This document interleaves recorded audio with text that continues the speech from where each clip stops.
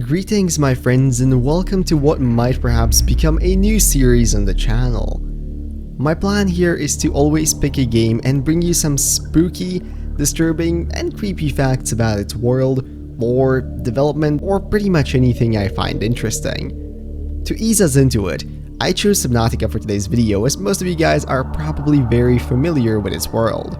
Nevertheless, I hope you can learn at least something new today, so without any further ado, let's just jump in. Starting this list off relatively tame, the sea dragon leviathan can truly be a terrifying creature, easily capable of one-shotting the player or dealing some serious damage to any of their vehicles. It is so dangerous that even the seemingly indestructible precursor structures located throughout the map aren't completely safe, as evident by the Corral release incident, which happened around 1000 years ago.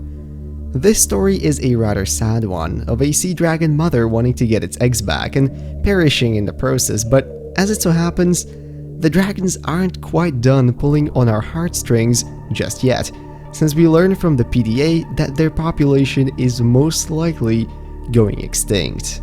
Since we know that besides Sector 0, the rest of Planet 4546b is supposedly pretty much dead, chances are the 3 dragons found in the first game are the last remaining of this species.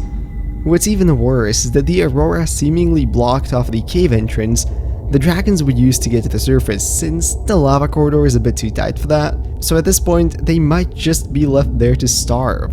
As unfortunate as it is, by the time Below Zero takes place, the sea dragons might be close to or completely extinct. Sad creature stories out of the way, let's talk a little bit about some conglomerates. We all know Altera isn't exactly the nicest of corporations, with policies like, billing a survivor of a catastrophic crash on an alien planet billions of credits, but if you think that's about as bad as it gets, well, I have a nasty surprise for you.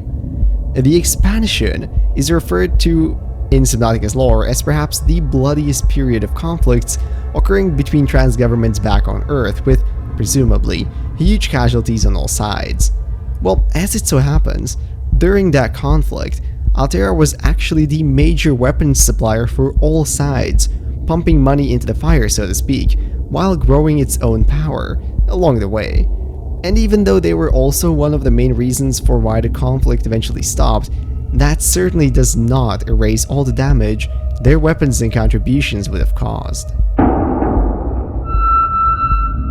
For this next one, it's time to get serious and jump outside of the game's lore for a bit.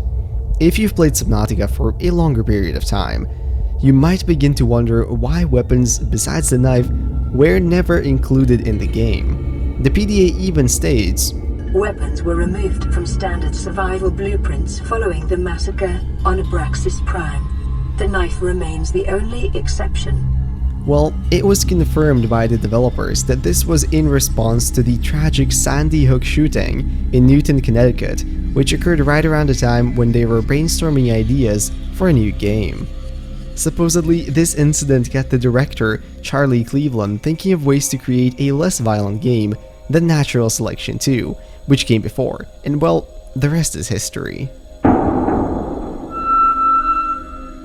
Now, for our fourth point, let's talk about the Precursors. They are the mysterious race of spacefaring aliens that constructed much of the advanced tech we can see on Planet 4546b, and, well, they might have helped form humanity as we know it now. Okay, let me explain. First, we know that at some point, the Precursors must have visited Earth, probably around the year 1200, from the ancient Earthblade found in the primary containment facility. Based on this, the PDA suggests that influencing other intelligent species might be a common practice for them, which is even further supported by some claims made in Below Zero.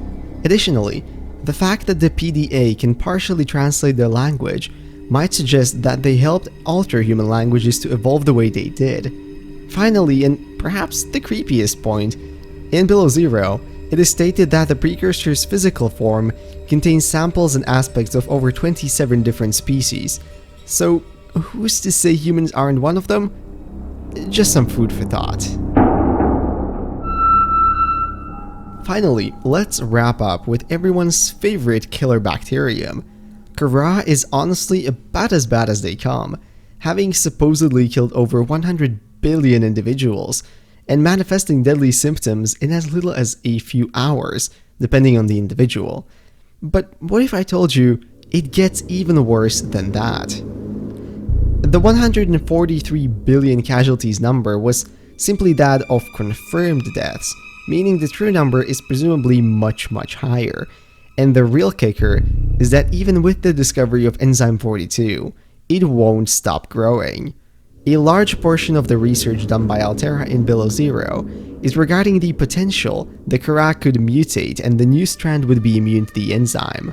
Well, the thing is, we already know this will happen. It was confirmed in an interview that the strand of Kara in Natural Selection 2, a game with a connected universe to Subnautica, is indeed a mutated version of the one seen on 4546b.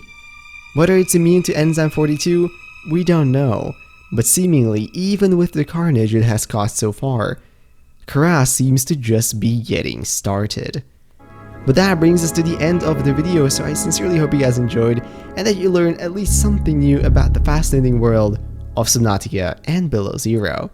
If you liked this video, maybe consider leaving a like, commenting, or subscribing, all those would be very much appreciated. And if you want to follow me and the channel more, consider checking me out on Twitter at TheLightIsBacon or joining the Discord.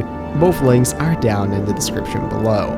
Now with that, I'm gonna wish you all a beautiful rest of the day, and I'll see you in whatever next video I make. Bye bye.